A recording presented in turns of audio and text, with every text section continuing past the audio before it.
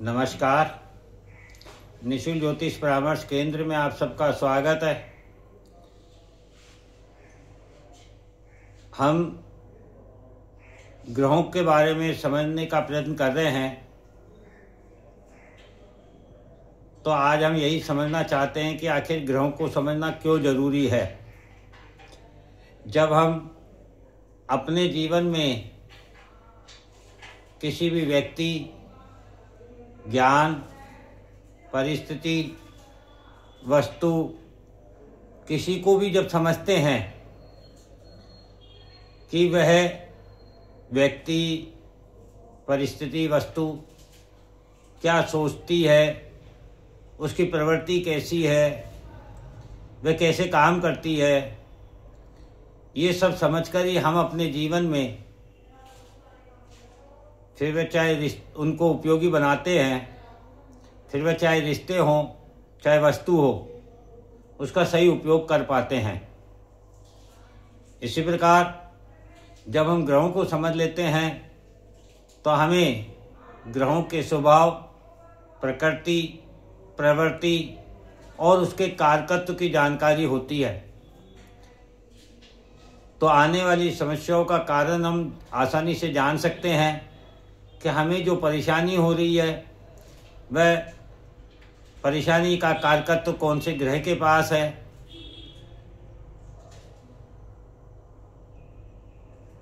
और कौन सा ग्रह हमारे जीवन में विपरीत प्रभाव हमें दे रहा है और उसे कैसे सही किया जा सकता है। इसीलिए ग्रहों को समझना जरूरी है। अब तक हमने बुध गुरु को समझ लिया, मंगल शुक्र को समझ लिया, और कुल 7 ग्रह हैं और 2 छाया ग्रह हैं।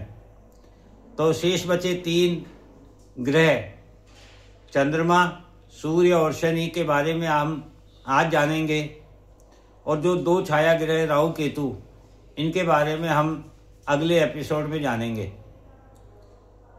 अब ये जो चंद्रमा है, सूर्य है और शनि है, इसको हम कुंडली के द्वारा आसानी से समझ सकते हैं, क्योंकि शनि का संबंध चंद्रमा और सूर्य दोनों से है। इसलिए तीनों ग्रहों को हम एक साथ समझने का प्रयत्न कर रहे हैं। चंद्रमा 4 नंबर कर्क राशि का स्वामी होता है। यह जल तत्व की होती है। इसका स्वभाव चर होता है। यदि कालपुरुष की कुंडली के हिसाब से देखें तो चतुर्थ भाव हमारे मोक्ष भाव का प्रथम भाव होता है, और कर्क राशि हमारे मन का कारक ग्रह है। चंद्रमा हमारे मन का कारकत्व रखता है, और जिस प्रकार किसी भी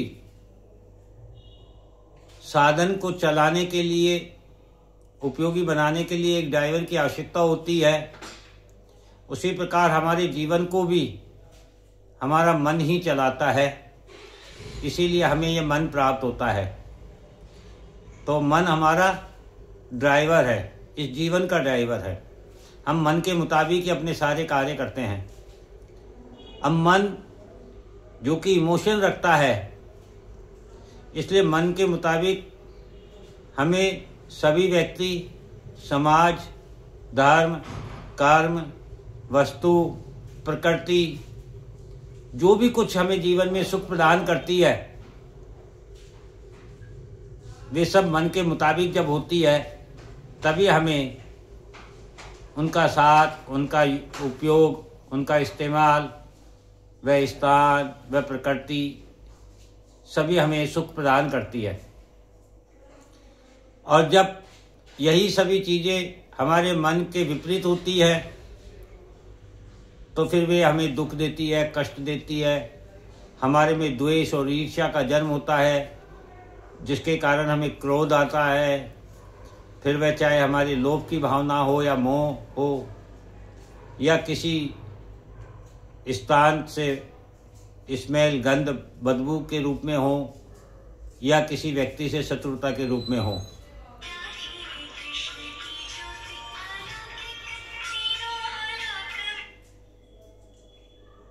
इससे स्पष्ट है कि हमें जीवन में जो कुछ भी प्राप्त हो रहा है या महसूस हो रहा है वह हमारा मन है।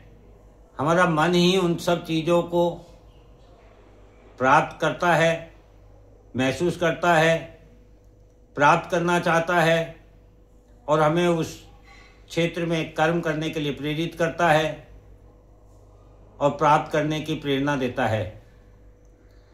अब यदि हमें जीवन में सुखी होना है और मोक्ष मुक्ति पानी है तो हमें मन का व्यय करना होगा, क्योंकि व्यय करके ही हम उससे मुक्ति पा सकते हैं।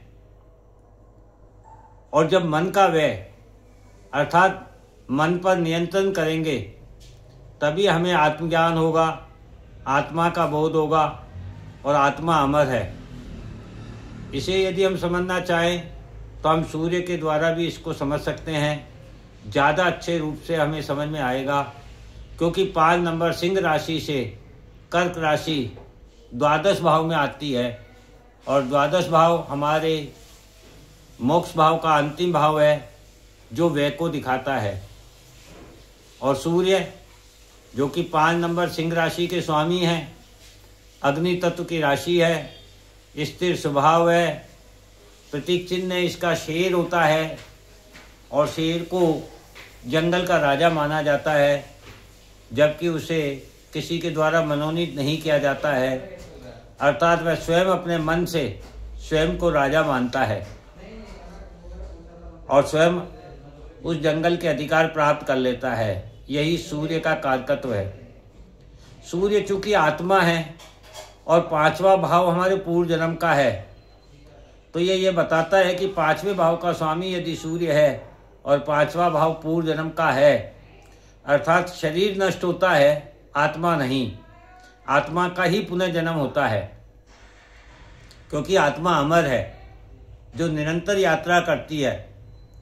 आत्मा अपने संग पूर्व जन्म के प्रारब्ध लेकर आती है। पूर्व जन्म के जो कर्मों से हमें मुक्ति प्राप्त करनी है वह मन के द्वारा प्राप्त होती है, क्योंकि कर्क राशि सिंह राशि से द्वादश भाव होती है और कर्क राशि के स्वामी चंद्रमा हमारे मन के कारकत्व रखते हैं। और द्वादश भाव व्यय का होता है। आत्मा को शुद्ध एवं पवित्र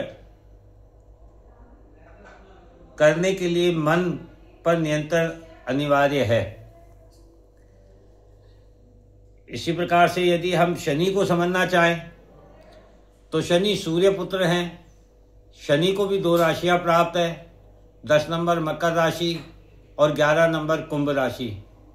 मकर राशि भूमि तत्व की होती है, इसका चर स्वभाव होता है जो कर्म को दिखाती है।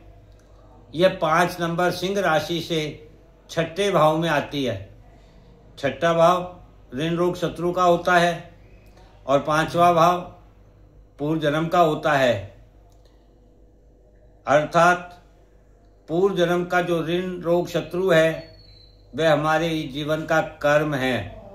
कर्म के द्वारा ही हम पूर्व जन्म के ऋण रोग शत्रु से मुक्त हो सकते हैं और इसीलिए शनि इस जन्म में हमें कर्म प्रदान करते हैं, क्योंकि ये मकर राशि भूमि तत्व इसीलिए है कि भूमि संसार की सभी बुराइयों को स्वयं में समाहित कर लेती है और पानी से गलाकर, अग्नि से तपाकर शुद्ध और पवित्र वस्तुओं को कर पुनः प्रकृति को खनिज के रूप में प्रदान करती है। यह भूमि का कार्य होता है। यही हमारे कर्म होने चाहिए कि दुनिया की जितनी भी बुराइयां हैं उन्हें हम अपने कर्म द्वारा नष्ट कर शुद्ध एवं पवित्र बनाकर दुनिया को पुनः लौटा सके।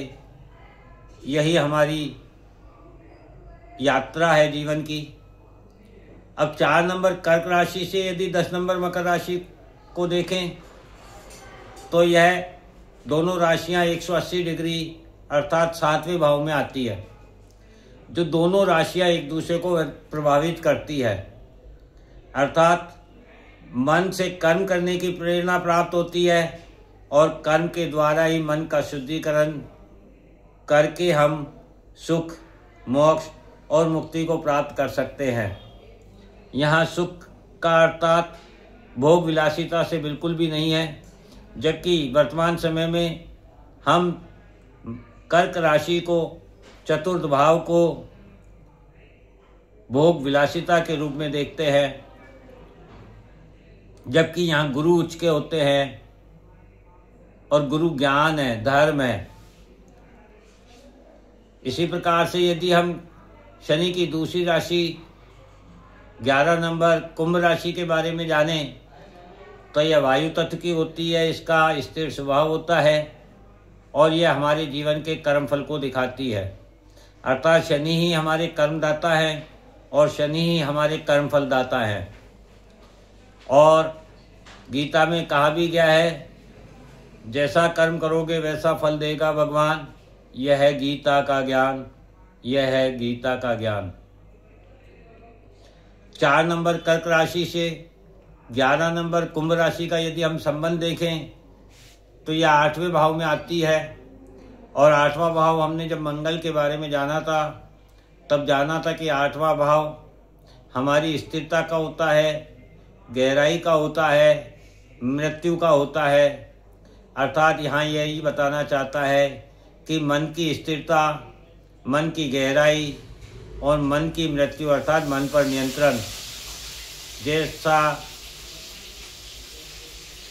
कर्मफल हमें प्राप्त हो इस प्रकार का हमें कर्म करना चाहिए, जिससे हम अपने मन पर नियंत्रण कर सकें। और यदि इसका संबंध कुंभ राशि का सिंह राशि से देखें, 5 नंबर से देखें, आत्मा से देखें, तो 5 नंबर सिंह राशि से 11 नंबर कुंभ राशि 180 डिग्री अर्थात 7वें भाव में है, जहाँ दोनों राशियाँ फिर एक दूसरे को प्रभावित करती है। अर्थात आपके कर्मों का फल ही आपकी आत्मा को मुक्ति प्रदान कर सकता है तथा पूर्व जन्म के कर्मों से भी मुक्त कर सकता है। शनि हमें यही सिखाना चाहते हैं कि हमें सूर्य की तरह अधिकार नहीं, शनि की तरह दायित्वों को समझना चाहिए। हमें सूर्य की तरह राजा नहीं, शनि की तरह सेवक बनना चाहिए। हमें सूर्य की तरह भोग नहीं, शनि की तरह सेवा करनी चाहिए। हमें सूर्य की तरह बाहरी प्रकाश के स्थान पर शनि की तरह हमारे अंदर की आत्मा के प्रकाश को जागृत करना चाहिए। तभी हमें इसका उचित फल प्राप्त हो सकता है और हम इस जन्म बंधन से मुक्त हो सकते हैं। तो इस प्रकार से हमारा मन, हमारी आत्मा, हमारा कर्म और हमारा कर्मफल अर्थात शनि, इन तीनों ग्रहों का आपस में अटूट संबंध है।